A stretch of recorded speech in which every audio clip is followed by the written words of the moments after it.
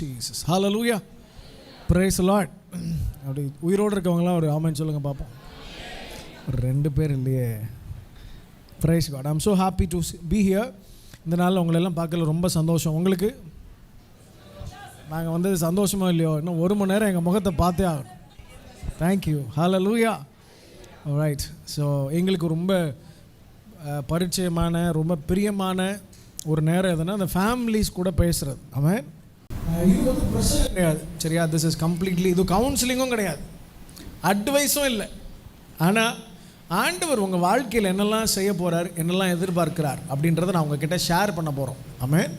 So நான் Hartley ஒரு ½ an யூஸ்வலாக நாங்கள் 2 பேரும் சேம் டைமில் நின்று பேசுவோம். ஆனால் இன்றைக்கி நான் ஒரு 20 மினிட்ஸ் நான் பேச போகிறேன். அதை தொடர்ந்து என்னுடைய மனைவி உங்களிடத்தில் பேசுவார்கள். நான் கம்ப்ளீட்டாக யாருக்கு சப்போர்ட் பண்ணி பேச போகிறேன்னா,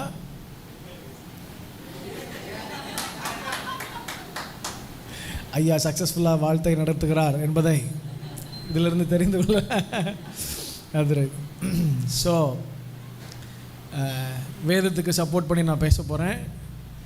அதனால் முக்கியமாக நம்ம கவனிக்க வேண்டிய ஒரு சில விஷயங்களை மாத்திரம் நான் உங்களுக்கு சொன்ன ஒரே ஒரு வேர்ட். ஆண்கள் என்ன எதிர்பார்க்குறாங்க, பெண்கள் என்ன எதிர்பார்க்குறாங்க அப்படின்றத அந்த ஒரே ஒரு கர்த்தருடைய வார்த்தை வந்து ரொம்ப கிளியராக சொல்லுது, ரொம்ப அழகாக சொல்கிறது, ரொம்ப பியூட்டிஃபுல்லாக இருக்குது. தயவாக உங்கள் வேதத்தை திருப்பிக் கொள்ளுங்கள், வேதத்தை எடுத்துக்கொள்ளுங்க பாப்போம். யாராவது ஒருவர் சத்தத்தை உயர்த்தி இந்த வசனம் நம்ம எல்லாருக்கும் தெரிந்தது, ஆனால் ஒரு முறை வாசிக்க போகிறோம். எபேசியர் 5வது அதிகாரம் 33வது வசனம். எபேசியர் 5:33. எப்படியும் உங்களிலும் அவனவன் தான் மனைவியிடத்தில் அன்பு கூற கடவன், மனைவியும் புருஷனிடத்தில். ஸோ இது வந்து எல்லா திருமணத்தில் எல்லாம் வந்து இந்த வசனத்தை வாசிப்பாங்க, தொடர்ந்து வாசிப்பாங்க. ஆனால் இன்றைக்கி இந்த ஒரே ஒரு வேர்டு தான் வந்து நான் உங்களுக்கு பேச போகிறேன், ஒரே ஒரு வார்த்தை. இதை மையமாக கொண்டு ஒரு சில விஷயங்களை நான் உங்கள்கிட்ட பகிர்ந்து கொள்ளலாம் என்று பிரியப்படுகிறேன். ஸோ ஒரு ஆணுக்கு மிகப்பெரிய தேவை என்ன அப்படின்றது அதில் இருக்குது, பெண்ணுக்கு தேவை என்னன்றதையும் அங்கே ஆண்டவர் அழகாக நிருபத்தில் தெய்வ மனுஷன் மூலமாக பேசியிருக்கிறார். ஆமென். ஸோ இல்லை ரொம்ப கிளியராக இருக்குது. பெண்களுக்கு தேவை என்னது, என்ன போட்டிருக்கு? அன்பு. ஆண்களுக்கு தேவை ரெஸ்பெக்ட். இங்கிலீஷில் யாராவது இங்கிலீஷ் பைபிள் வச்சுருக்கீங்களா? இங்கிலீஷ் பைபிள் வச்சுருந்தீங்கன்னா ரொம்ப அழகாக இருக்குது. அதில் என்ன, however let each one of you love his wife as a himself.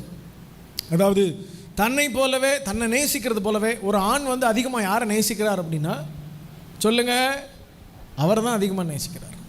ஒன்றும் இல்லை, நீங்கள் வரும்போது பைக்கெலாம் நின்றுருக்கோம், நீங்கள் வைக்கும்போது பைக்கோட கண்ணாடி ஒரு மாதிரி இருக்கும், நீங்கள் திரும்ப போகும்போது ஒரு மாதிரி இருக்கும். ஏன்?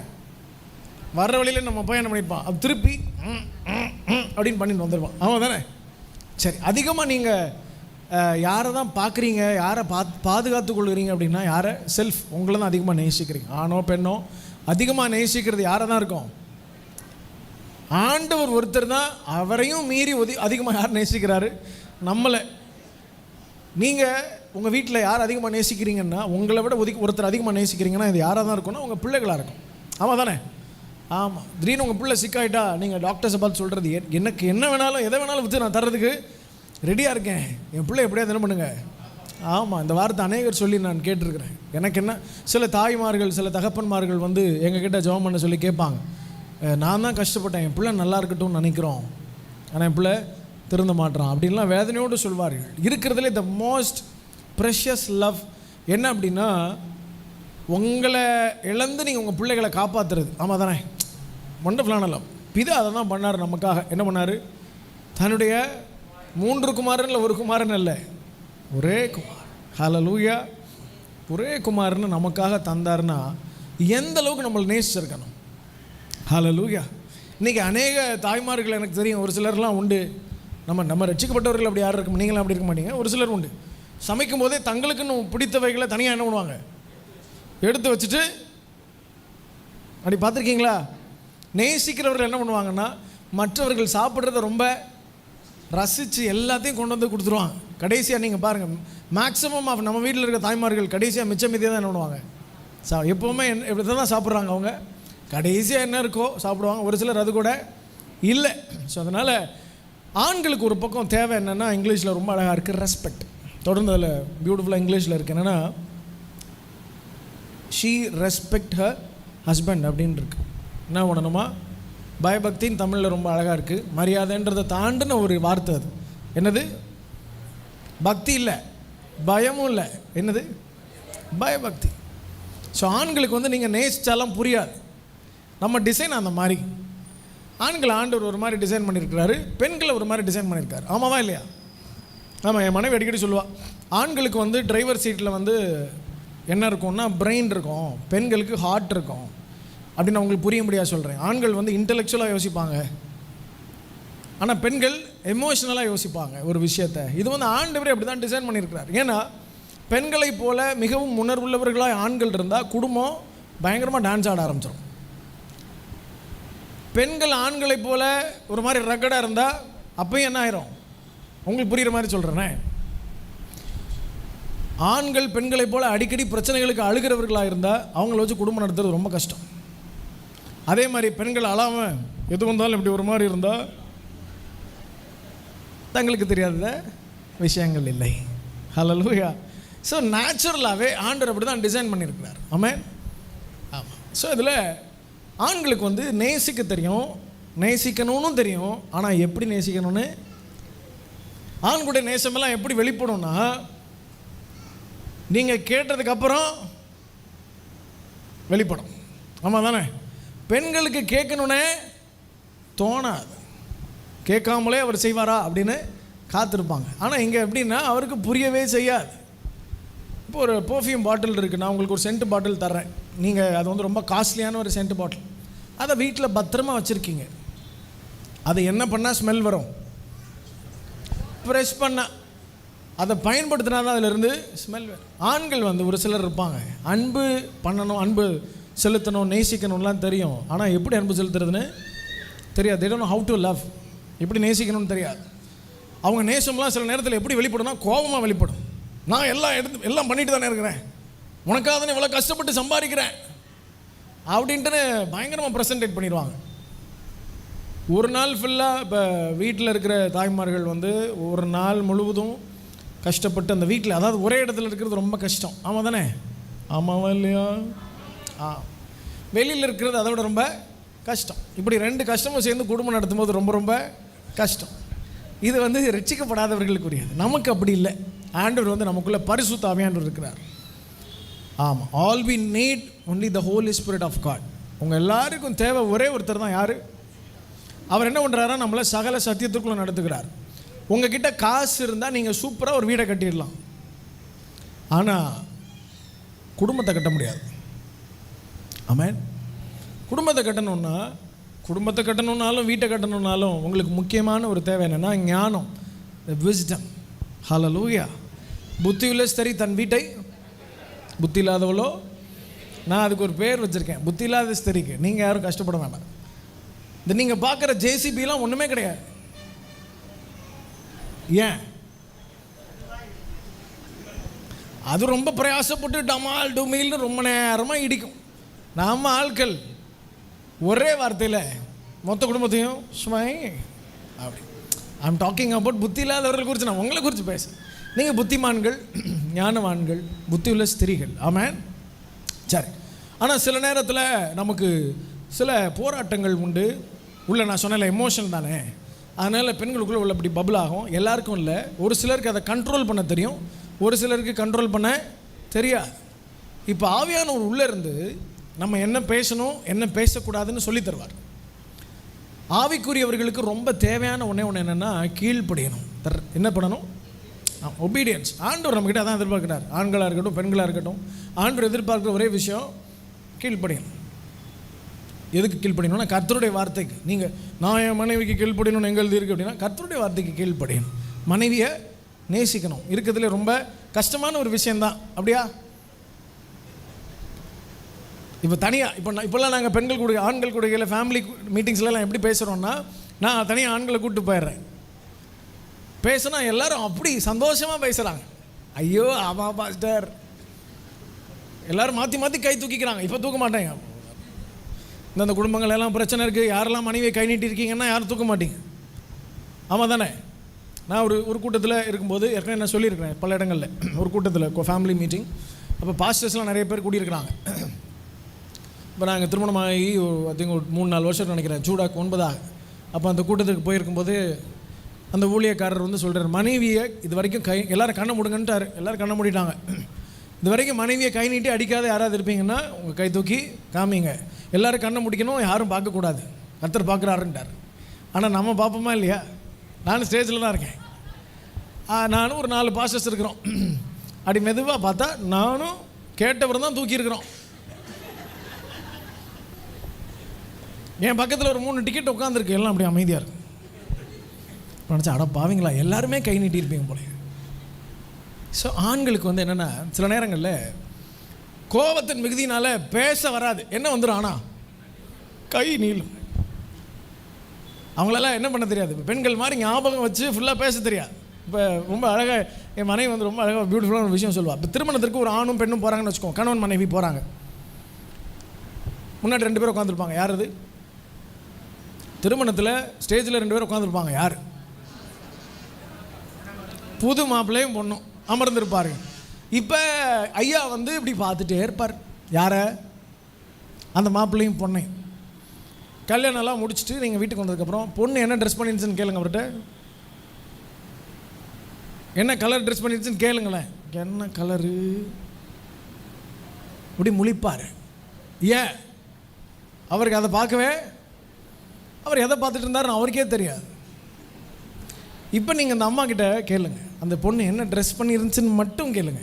என்ன கலரு, அது எங்கே எடுத்திருப்பாங்க, அது எவ்வளோ ஒரு வேலை இருக்கலாம், என்னெல்லாம் காதில் கழுத்தில் தொங்குச்சுன்னு எல்லாத்தையும் ரொம்ப டீட்டெயிலாக ஆண்டவர் அப்படி தான் உண்டாக்கியிருக்கிறார். ஏற்ற துணை யாருக்கு? பெண்களுக்கு. ஆண்கள் வந்து பெண்கள் இல்லாமல் ஒரு இன்கம்ப்ளீட்டாக இருப்போம். ஆமாம் தானே? இப்போ நான் வந்து திருமணத்திற்கு முன்பதாக தூங்கினதே இல்லை. எல்லாரோட லைஃப்பில் வேறு மாதிரி, எனக்கு அப்படியே ஆப்போசிட். திருமணத்திற்கு முன்பதாக எனக்கு தூக்கமே வராது. நான் விடிய விடிய முழிச்சிருப்பேன். எனக்கு ஒரு மாதிரி பேனிக்காக இருக்கும்.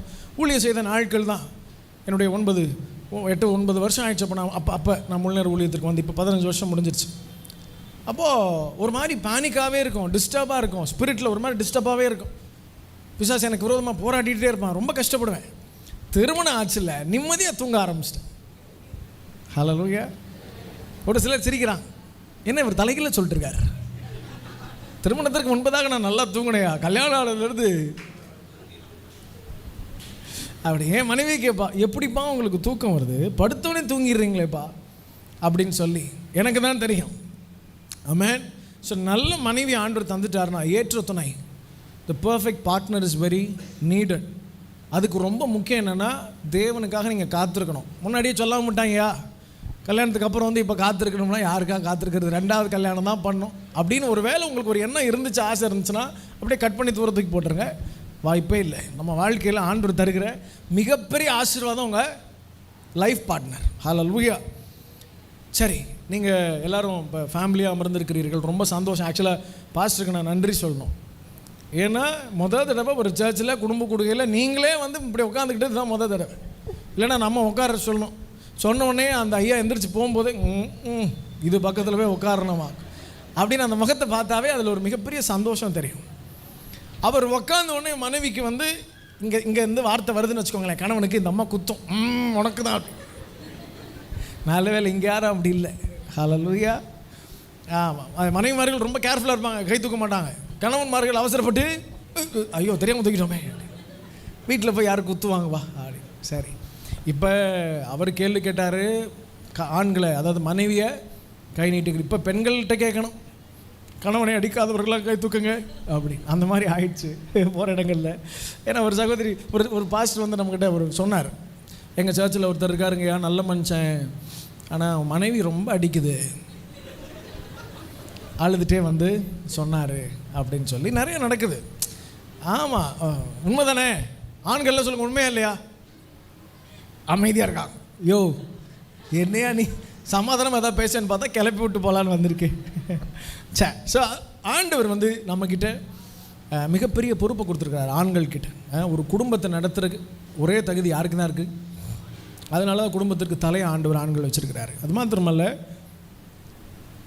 ஆண்டவராகிய இயேசு கிறிஸ்து ஒரு குடும்பத்திற்கு தலையாக இருக்கிறார். திருச்சபைக்கு யார் தான் தலையாக இருக்கா? ஆண்டவர். அதுபோல் இந்த மனைவிக்கு தலை யார்? புருஷன். நல்லா ஒரு விஷயத்தை கவனிக்கணும். இந்த பெண்கள் நீங்கள்லாம் ரொம்ப நல்லவர்கள். ஆண்டவர் உங்கள் மேலே மிகப்பெரிய திட்டங்களை வச்சு சரியான வாழ்க்கை துணையோடு தான் இணைச்சிருக்கிறார். ஆனால் சில நேரங்களில் சில பிரச்சனைகளும் போராட்டங்களும் வழக்கம் போல் எல்லாரும் போல் வருகிறது வழக்கம். இதை ஹேண்டில் பண்ண தெரியணும், கையாள தெரிய வேண்டும். ஆமாம். சரி, ஆண்களுக்கு நான் ஒரு சில டிப்ஸ் சொல்லித்தரேன். ரெடியாக இருக்கீங்களா? ரெடியாக இருக்கீங்களா இல்லையா? சொல்லி தொலையும் என்ன பண்ணுறது டிப்ஸாக அப்படின்ட்டு. முக்கியமான விஷயம் என்னென்னா, இப்போ ஒருத்தர் சமைக்கிறாங்க. எவ்வளோ நேரம் சமைக்கிறாங்க பெண்கள்? ஆண்கள் சொல்லுங்களேன். மத்தியான சாப்பாடு எவ்வளோ நேரம் சமைக்கிறாங்க? 1 மணி நேரம் சமைப்பாங்க. இன்னும் ஒரு சிலர் ஒரு 1/2 மணி நேரம், இன்னும் ஒரு சிலர் 2 மணி நேரம், இன்னும் ஒரு சிலர். எனக்கு தெரிஞ்ச ஒரு சகோதரி உண்டு, காலையில் 4 மணிக்கு எழும்பி சட்டி பானையெல்லாம் உருட்டி டமால் டுமில். நான் பரவாயில்ல, ஜபம் சீக்கிரமாக முடிச்சுட்டு சமைக்க ஆரம்பிச்சிட்டாங்க. ரொம்ப நேரமாக சத்தம் கேட்குது, மிக்ஸி அரைக்குது, தட்டாபுட்டான்னு பயங்கர சத்தம். நாங்கள் 2 பேரும் கிளம்பி சாப்பிட்லாமான்னு மனசுக்குள்ளே இருக்குது, ஆனால் வெளியில் கேட்கல. போகலாமா அப்படின்னாங்க. என்ன போகலாமா, ஒரு வேளை சாப்பாடு எடுத்துகிட்டு வரும் போல் அப்படின்னு. அப்புறம் நான் மெதுவாக கேட்டேம்மா, என்னம்மா ஒரே காலையிலே சமையல் ஸ்டார்ட் பண்ணிட்டேன்? ஒன்றும் இல்லை, நான் தம்பிக்கு தான் 2 இட்லி செஞ்சேன். என்னது 4 மணிலேருந்து 9:30 வரைக்கும் 2 இட்லிக்கு சட்னி. அவங்க புருஷனும் சாப்பிடல, டாக்களும் சாப்பிடல, அப்படியே போகணும். ஸோ அந்த மாதிரி ஒரு சில விசேஷத்தை கிருபை அவ்வளோ அழகாக ஆண்டவர் எப்படி மனுஷனை களிமண்ணால் உண்டாக்கி அப்படின்னு ஊதுனாரோ அது மாதிரி ரொம்ப நேரமாக உருவாக்குனது 2 இட்லியாக இருக்கலாம். அந்த மாதிரி கிருபை பெற்ற மனைவிமார்கள் இருந்தால் கர்த்தர் உங்களுக்கு நல்ல ஆசீர்வாதமான வாழ்க்கையை தந்திருக்கிறார். இன்னும் ஒரு சிலர் இருக்காங்க, வைஸ் விமன். எப்பேற்பட்ட மோசமான குடிகார கணவன்மார்களாக இருப்பாங்க. ஆனால் அவர்களை ரொம்ப அழகாக இந்த சிஸ்டர்ஸ் வீட்டில் கூட சொல்ல மாட்டாங்க, அம்மாவுக்கு ஃபோன் பண்ணி சொல்ல மாட்டாங்க, வாயை திறக்க மாட்டாங்க, தங்களுடைய குடும்பத்தில் இருக்கிற குறைகளை ஒரு நாள் சொல்ல மாட்டாங்க. ஆமாம். ஆமாம். அதாவது முக்கியமான ஒரு விஷயம் ஆண்களுக்கு நான் பொறுத்த வரைக்கும் என்ன பிடிக்காது அப்படின்னா, தங்கள் பிரச்சனையை வெளியில் சொல்கிறது அவங்களுக்கு பிடிக்காது. பெண்களுக்கு சொல்லாமல் இருக்க அப்படின்னா வெளியில் சொல்லணும்னு அவசியம் இல்லை, அவர்களால் சொல்லாமல் இருக்க முடியாது. பெண்களுக்கு தேவை சொல்யூஷன் இல்லை, நீங்கள் கேட்கணும். ஆண்கள் என்ன பண்ணணும்? அவங்க பிரச்சனை என்ன பண்ணணும்? ஃபஸ்ட்டு பொறுமையாக கேட்கணும். கேட்க முடியாது தான். எனக்கு அந்த மாதிரி அமையலை, நல்ல வேலை, தேவ கிருபை. ஏன்னா நான் என் வாழ்க்கை துணைக்காக எப்போலேருந்து ஜெபிக்கிறேன்னு சொன்னால், நீங்களாம் சேரை விட்டுட்டு கீழே உருண்டு பரண்டு சிரிப்பீங்க. ஃப்ரம் மை 8th ஸ்டாண்டர்ட், நான் 8ஆம் வகுப்பு படிக்கும் போது ஜெபிக்கிறேன். ஹல்லேலூயா. உனக்கு அப்போவே தெரிஞ்சிருக்கியா? நாங்கள் தான் ஜெபிக்காம விட்டோம். வாலிபர் கூட்டத்தில் என் மனைவி சொல்லுவா, தம்பிமா இருக்கலாம், பா அண்ணன் 8th ஜெபம் பண்ணி நான் கிடச்சிருக்கேன், நீங்கள் இப்போயாவது ஜெபம் பண்ணுங்க. ஹல்லேலூயா. ஏன்னா நான் திருமணம் வேணாம் அப்படின்னு நினச்சேன். எனக்கு ரொம்ப ஒரு மாதிரி எல்லாருடைய குடும்பங்களெல்லாம் பார்த்துட்டு நல்ல ஊழியம் செய்த அநேக ஊழியக்காரர்கள் சரியான வாழ்க்கை துணையை செலக்ட் பண்ணதுனால ஒன்றுமே இல்லாமல் போன ஆட்களை தான் நான் நிறையா பார்த்துருக்குறேன். அப்புறம் எனக்கு தெரிஞ்சு இந்த கீழே கிடக்கிற ஒட்டிப்பீடியெல்லாம் எடுத்து குடிச்சிட்டு இருந்தாலாம் நல்ல மனைவி வந்தோடனே மிகப்பெரிய ஊழியர்களாக அன்றைக்கி ஜொலிச்சிட்டு இருக்கிறதையும் பார்க்குறேன். அதனால் எனக்கு ஒரு சின்ன ஒரு எக்ஸைட்மெண்ட்டும் இருக்குது, ஒரு பயமும் இருக்குது. அநேக நாட்கள் ஆச்சு, 30 ஆச்சு, 31 ஆச்சு. அப்போ இடையில ஃபாதர் பெர்க்மான்ஸ் கூட சொன்னேன், என்னடா நீ என்னை மாதிரி இருந்தெல்லாம் நினைக்கிறியாடா அப்படின்னு கேட்டார். ஹல்லேலூயா. அப்போது அந்த நாட்களில் இல்லைப்பா ஜெபம் பண்ணிருக்கோம் அப்படின்னு சொன்னேன். சரி அப்படின்னார். நாட்கள் ஆச்சு, ஆண்டவர் நேர்த்தியாக ஒருத்தர் எனக்கு கொண்டு வந்தார். அப்போது என்னுடைய பாஸ்டர்ஸ் ஃப்ரெண்ட்ஸ் இருப்பாங்கள்ல, ஊழியக்கார நண்பர்கள் ஒரு சிலர் சொன்னாங்க, ஏன் போய் ஒரு விசுவாசி பொண்ணை போய் நீங்கள் பார்த்துருக்கீங்களே அப்படின்னு சொல்லி. ஆனால் எனக்கு ரொம்ப நல்ல ஸ்ட்ராங்காக ஸ்பிரிட்டில் தெரியும், she is my life partner. அவங்க தான் யார்? என்னுடைய. ஸோ அதனால் என்ன போராட்டங்களும் பிரச்சனைகளும் தேவைகளும் வந்தாலும் 2 பேருக்குள்ளேயும் ஒரே மாதிரி ஒரு ஸ்பிரிட் ஆஃப் காட் உள்ள ஆவியானவர் இருக்கிறதுனால அப்படி ஏக மனசாக ஏக சிந்தையாக எங்களை நடத்த ஆரம்பிச்சிட்டார். ஆமாம். சரி, இதில் முக்கியமான விஷயத்தை மாத்திரம் நான் உங்களுக்கு சொல்லணும்னு விருப்பப்படுறேன். தயவாக எடுத்துக்கொள்ளுங்க. ஒரே ஒரு வசனத்தை வாசிக்கலாம். 1 பேதுரு 3:7 நம்ம எல்லாருக்கும் தெரிந்த ஒரு பகுதி. இதை நான் சொன்னால் தான் நல்லாயிருக்கும். எடுத்து வாசிங்களே. 1 பேதுரு 3ஆவது அதிகாரம் 7ஆவது வாசம். அந்தபடி புருஷர்களே, மனைவியானவள் ம் ஆ நித்திய ஜீவனாகிய கிருபை சுதந்திரத்துக் கொள்கிறபடினால் அவர்களுக்கு செய்ய வேண்டிய கணத்தை செய்யுங்கள். ஹல்லேலூயா. இது அப்படியே ஆக்சுவலாக தலைகீழ வாசிக்கணும் இப்போ இருக்கிற நாட்களில். ஏன்னா ஜெபிக்கிறதுலாம் யார் தான்? மனைவி மாதிரி தான் ஜெபிக்கிறாங்க. எங்கே கணவன்மார்கள் ஜெபிக்கிறாங்க? ஆமாம் தானே? அமைதியாக இருக்கிறாங்க. அதிகமாக ஜெபிக்கிறவர்கள் யார்? ஆண்களா பெண்களா சொல்லுங்கள். அப்புறம் எங்கள் ஆண்கள் போட்டிருக்கு. ஆண்கள் ஜெபிக்கிறது ரொம்ப கஷ்டம். அதையும் மாரி ஜெபிச்சு ஒருத்தர் உங்களை டிஸ்டர்ப் பண்ணக்கூடாதுன்னு நாங்கள் எழுதியிருக்கு. சரி, மனைவி யார் பலவீனமான பாண்டம்? பெண்கள் பலவீனமான பாண்டம் இல்லை, மனைவி. திருமணம் வரைக்கும் ஒரு பொண்ணு ரொம்ப ஸ்ட்ராங்காக இருப்பாங்க, அவங்க இண்டிபெண்டண்டாக இருக்க முடியும். திருமணம் ஆனதுக்கப்புறம் ஆட்டோமேட்டிக்காகவே யாரை டிபெண்ட் பண்ணிடுவாங்கன்னா கணவனை. நீங்கள் நல்லா பாருங்களேன், திருமணத்துக்கு முன்பதாக அது பாட்டுக்கு பைக் எடுக்கும், போகும், கடைக்கு போகும், வரும். பார்க்குற எல்லாரையும் பார்த்தோன்னா எப்படி இருக்கு அப்படிலாம் ஜாலியாக காலேஜ் டேஸ்லாம் ஒரு மாதிரி ஒர்க் பண்ணும்போது எல்லாம். ஆனால் திருமணம் ஆனதுக்கப்புறம் இப்போ நான்லாம் வந்து தனியாக போகிற ஒரே இடம் எதுன்னா லைவில் போதா? லைவாக போகுது, ரொம்ப நன்றி. நான் தனியாக போகிற ஒரே இடம் டாய்லெட் மாத்திரம் தான். வேறு அங்கேயும் ஒரு 5 நிமிஷம் 10 நிமிஷம் ஆச்சுன்னா உடனே என் மனைவி அப்பான்னு கூப்பிடுவா, இல்லைன்னா என் 2 பிள்ளைகளும் அப்பான்னு வந்து கதவை தட்டும். இப்போ இது எனக்கு ஒரு பெரிய ஆசீர்வாதம் தான். ஆமாம். ஆமாம், ஒரு சிலர்லாம் குடும்பத்தை விட்டுட்டு போகிறதுல அவ்வளோ சந்தோஷப்படுவாங்க. எங்கேயாவது வெளியில் போகணுன்னா வாங்க நம்ம தனியாக போகலான்னா நான் போகிறதில்ல. ஆனால் ஒரு சிலருக்கு என்னென்னா தனியாக போகிறதுல அவ்வளோ இஷ்டம். இன்னும் ஒரு சிலர் திருமணம் பண்ணதுக்கப்புறம் கூட ஆண்கள் பேச்சுலரை போலவே வாழ்ந்து கொண்டிருக்கிறார்கள். That's very wrong. என்னைக்கு மனைவி விட்டுட்டு நீங்கள் தனியாக அங்கங்கன்னு போக ஆரம்பிக்கிறீர்களோ அன்னைக்கு வந்து உங்களுடைய சொந்த வாழ்க்கையும் பாதிக்கப்படும், உங்கள் பிள்ளைகளுடைய வாழ்க்கையும். ஆமாம். சொன்னால ஒரு பெஸ்ட் அண்டர்ஸ்டாண்டிங் இருக்கணும். யாருக்கு அதிகமாக கோபம் வருதோ அவர்கள் கோபத்தை என்ன பண்ணணும், முடிஞ்ச வரைக்கும் கண்ட்ரோல் பண்ணணும். பெண்களுக்கு அதிகமாக வார்த்தை நிறைய புலமையோடு வரும். அவர் பயங்கரமாக பண்ணியிருப்பார், ஆனால் ஒரே வார்த்தையில் என்னத்தை பண்ணி கிழிச்சிரு அப்படின்னு முடிஞ்சு அதோட. ஸோ அதனால் அந்த வேர்டில் வார்த்தையில் ரொம்ப கேர்ஃபுல்லாக இருக்கும். You have to be very careful with your word.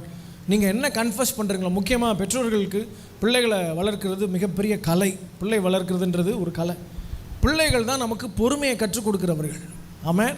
அதோட ஃபஸ்ட்டு ஸ்டெப்பு தான் மனைவியோ கணவனோ அவர்கள் மூலமாக ஆண்டவர் என்ன பண்ணுவார், உங்களுக்கு உங்கள் வாழ்க்கை துணையின் மூலமாக பொறுமையை கற்றுக் கொடுப்பார். பிள்ளைகள் வந்ததுக்கப்புறம் நீங்கள் ரொம்ப சாந்த சொருபியாக மாற வேண்டிய சூழ்நிலை வந்துடும். ஆமாவா இல்லையா? சரி, ஆண்களுக்கெல்லாம் நான் ஒரு விஷயம் சொல்கிறேன். இப்போல்லாம் நிறையா வயது முதிர்ந்தவர்கள் அமர்ந்திருக்கிறீர்கள். ஆனால் நான் இந்த நாட்களில் தான் கொஞ்சம் வந்து இந்த மனைவியை நேசிக்கணும், ரெஸ்பெக்ட் பண்ணணும், பெண்கள் மேலே ஆண்டு வச்சுருக்கிற திட்டங்களுக்கு நாம் கொஞ்சம் என்ன கொடுக்கணும், கனம் கொடுக்கணும் அப்படின்னு இந்த வசனத்தை போல் ஒரு சிலருக்கு லைட் வெளிச்சம் வந்திருக்கு. ஆனால் ஆரம்ப நாட்கள் அதெல்லாம் கிடையாது. ரொம்ப டாமினேட்டிங்காக இருப்பாங்க. அப்படி ரொம்ப சொன்னால் செய்யணும். ஆமாம் தானே? ஆரம்ப நாட்களில் எங்கள் தாத்தாலாம் உண்டு. அப்படி ஒரு அப்படின்னா தண்ணி கொடுக்கணும். அந்த சவுண்டு சிறுமல்லையே பல இது இருக்குது, வெரைட்டி. சாப்பாடு போட்டுட்டு போய் ஓரமாக நின்றணும். சரியா? முன்னாடி வந்து நிற்கக்கூடாது. ஏன்னா சாப்பிட்றது யாரும் பார்க்கக்கூடாது. ஸ்பெஷல் அவங்களுக்கு தனியாக தான் சாப்பாடு கொடுக்கணும். அப்படி ஒரு அந்த நாட்களில் அப்படி இருந்தது. அது ஒரு பேட்டர்ன். ஒருத்தர் இருப்பார், அப்பா அப்படி பண்ணுவார்னா மகன் அப்படியே பண்ணுவார், மகனை பார்த்து அவர் என்ன பண்ணுவார், அடுத்தவர் அப்படியே பண்ணுவார். இப்போ நம்ம கலாச்சாரத்தில் வளர்கிறவர்கள் நம்ம வந்து குடும்பம் வந்து ஃபேமிலி வந்து சர்ச்சில் இங்கே அதாவது வேதத்தில் ரொம்ப அழகாக இருக்குது. திருச்சபையும் ஆண்டவரும் எப்படியோ அப்படி தான் கணவனும் மனைவியும் இருக்குது. ஆமாம். ஸோ இந்த ரிலேஷன்ஷிப் அந்யோன்யம் ரொம்ப முக்கியம். அந்யோன்யம்னா டிரான்ஸ்பரண்ட்டான ஒரு பிளாஸ்டிக் பேப்பர் இருக்குது, ஒரு கண்ணாடி இருக்குதுன்னு வச்சுக்கோங்களேன். இப்போ நம்ம சர்ச்சுக்கு வெளியில் ஒரு கிளாஸ் டோர் இருக்குது. இங்கேருந்து பார்த்தா அந்த பக்கம் தெரியுதா? தெரியுது. ஒரு மர டோர் போட்டால் தெரிஞ்சிருக்குமா? தெரியாது. கணவன் மனைவி உறவு அப்படி தான் இருக்கணும். உங்களுக்குள்ள ஒரு டோர் இருந்தால் கூட அந்த டோர் என்னவாக இருக்கணும்? டிரான்ஸ்பரண்ட் டோராக இருக்கணும். உங்கள் 2 பேருக்கும் பவுண்டரிஸ் இருக்கலாம், தப்பு இல்லை. ஆனால் அந்த பவுண்டரி என்னன்றது 2 பேருக்குமே தெரிஞ்சிருக்கணும். ஹல்லேலூயா. நீங்கள் உங்கள் ஃபோனுக்கு வந்து இப்போ லாக்லாம் பண்ணி வச்சுக்கலாம், தப்பு இல்லை. ஆனால் அந்த என்ன லாக்குன்னு 2 பேருக்குமே தெரிஞ்சிருக்கணும். ஹல்லேலூயா. ஆமாம். நான் இது வாலிபர்களுக்கு தான் பேசணும்னு நினச்சிட்டு இருந்தேன். அப்புறம் ஒரு வயசானம்மா சொன்னிச்சு, என் புருஷன் வந்து இந்த விஷயத்தில் சரியில்லை. அவருக்கு எப்படி ஒரு 69-70 வயசு இருக்கும். ஹல்லேலூயா. அவர் என்கிட்ட வந்து சொல்கிறாரு, ஐயா என் மனைவிக்கா ஜோம் பண்ணிங்க, ரொம்ப கோவப்படுறா அப்படின்னு சொல்லி. ஸோ போராட்டம்ன்றது ஏதோ குறிப்பிட்ட வயசு வந்த உடனே அப்படியே எல்லாத்தையும் மறந்து தகப்பன்மார்கள் ஆயிடுவாங்கன்னா கிடையாது. ஃப்ளஷ் இருக்கிறவர் இந்த பாடியில், இந்த உடம்பில் உங்களுக்கு ஜீவன் இருக்கிறவர சோதனைகள் வந்து கொண்டே இருக்கும். அதை ஜெயிக்க வேண்டிய பொறுப்பு யார்கிட்ட இருக்குன்னா, அதனால தான் சபை கூட்டத்தில் விட்டு விடக்கூடாது.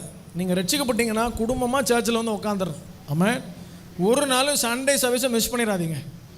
நாங்கள் ரட்சிக்கப்பட்ட நாள்லேருந்து இன்னைக்கு வரைக்கும் ஒரு ஞாயிற்றுக்கிழமையை மிஸ் பண்ணதே இல்லை. ஹல்லேலூயா.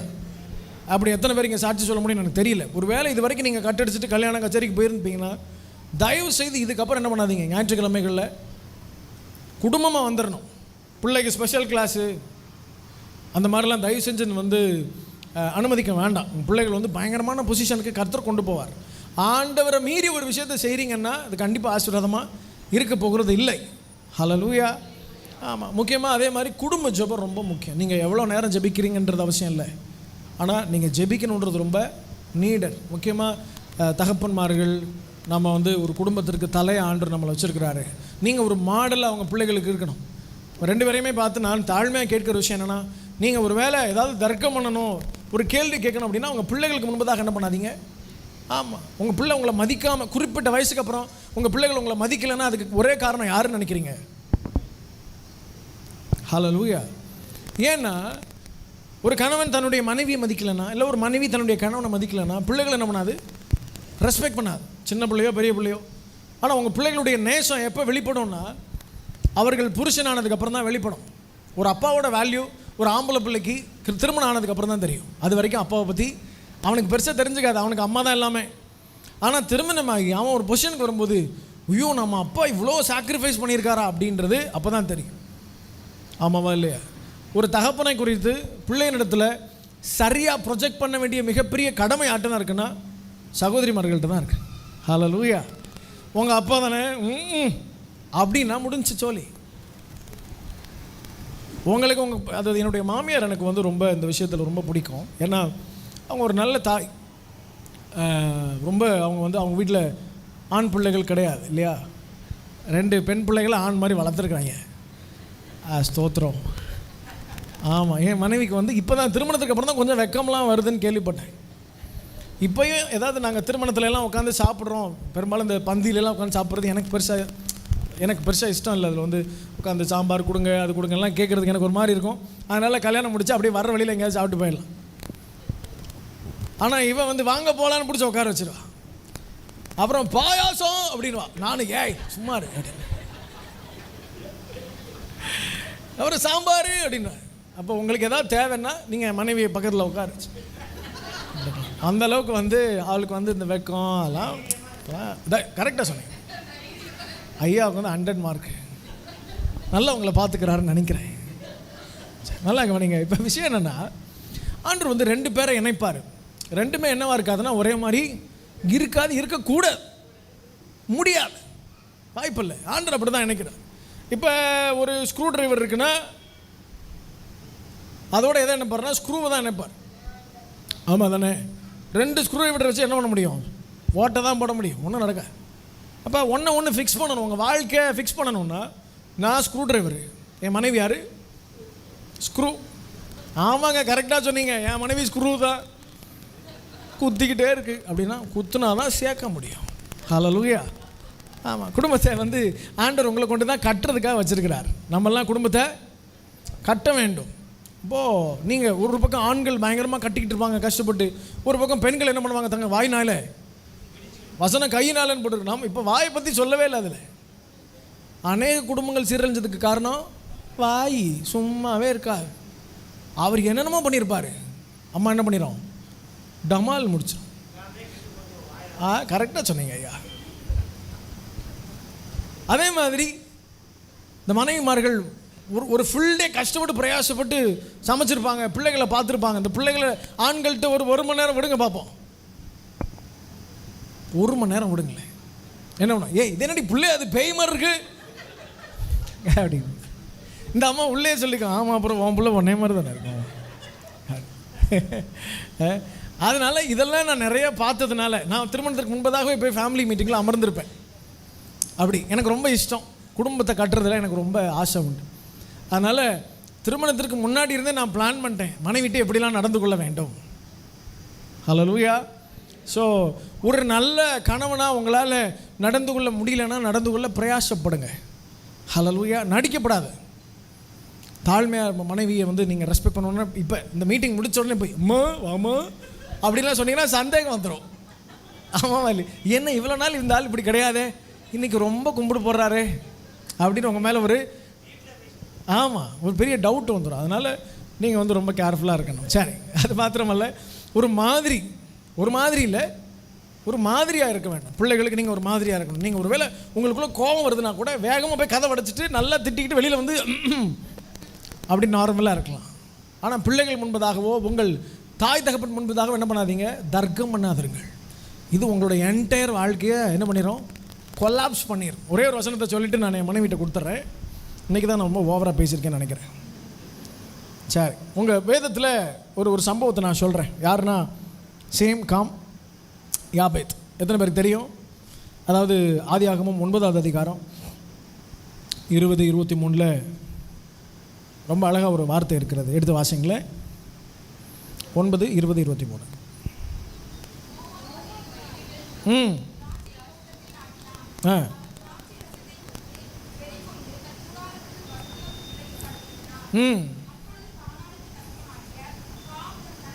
வானத்தை கண்டு வெளியில் இருந்த சகோதரர் இருவருக்கும் அறிவித்தான். அப்பொழுது சேமும் யாப்பேத்தும் ஒரு வஸ்திரத்தை எடுத்து தங்கள் இருவருடைய தோள் மேலும் போட்டுக்கொண்டு பின்னிட்டு வந்து தங்கள் தகப்பனுடைய நிர்வாணத்தை மூடினார்கள். அதான் இதில் நல்லா கவனிங்க. காம் வந்து தகப்பனுடைய நிர்வாணத்தை என்ன பண்ணுறான், மூடி மறைக்காமல், அட்லீஸ்ட் அவன் மூடலைன்னா கூட சகோதரர்கள்ட்ட சொல்லாமல் இருந்திருக்கலாம். ஆமென்.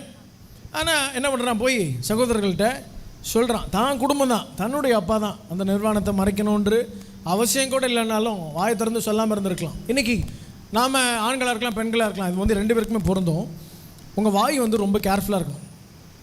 முக்கியமாக ரட்சிக்கப்படாதவர்கள் கூட உங்கள் ஐக்கியம் இருக்கவே வேண்டாம். உறவு இருக்கலாம், ஐக்கியம் இருக்கக்கூடாது. உங்கள் சொந்தக்காரங்க ரட்சிக்கப்படாதவர்களாக இருக்கலாம் தானே, அது உறவு. ஆனால் ஐக்கியம் இருக்கக்கூடாது. ஐக்கியன்றது ரெகுலராக நீங்கள் வச்சுருக்க டச். ஆமென். உறவு எப்போயாவது வரும் போகும், ஆனால் ஐக்கியம் எப்போவுமே இருக்கும். அதனால் நீங்கள் இந்த ஐக்கியத்தில் உடன்பட போகும்போது ரட்சிக்கப்படாதவர்களோடு ரொம்ப என்ன பண்ணாதீங்க. அப்போ என்ன ஆகும், அதிகமாக உலக பிரகாரமான ஆலோசனைகள் வீட்டுக்குள்ளே வரும். முக்கியமாக வீட்டில் இருக்கிற பெண்மணிகள் வந்து பக்கத்து வீட்டு அக்கா கூட கொஞ்சம் பேசுகிறது வழக்கம். பக்கத்து வீட்டு ஐயா ஒரு மாதிரி இருப்பார்னால இந்த அம்மா என்ன சொல்லும், இந்த அக்கா கிட்ட, என் புருஷன் கூட இப்படி தான் இருந்தார், பிடிச்சோம்ல ஒரு பிடி, அப்புறம் தான் தெரிஞ்சு குட்டி வெளியில் வச்சுருந்தாலும் அப்படி இப்படின்னு. உடனே இந்த அம்மாவுக்கு இவரை பார்க்கும்போது எப்படி தோணும்? ஆமாம்.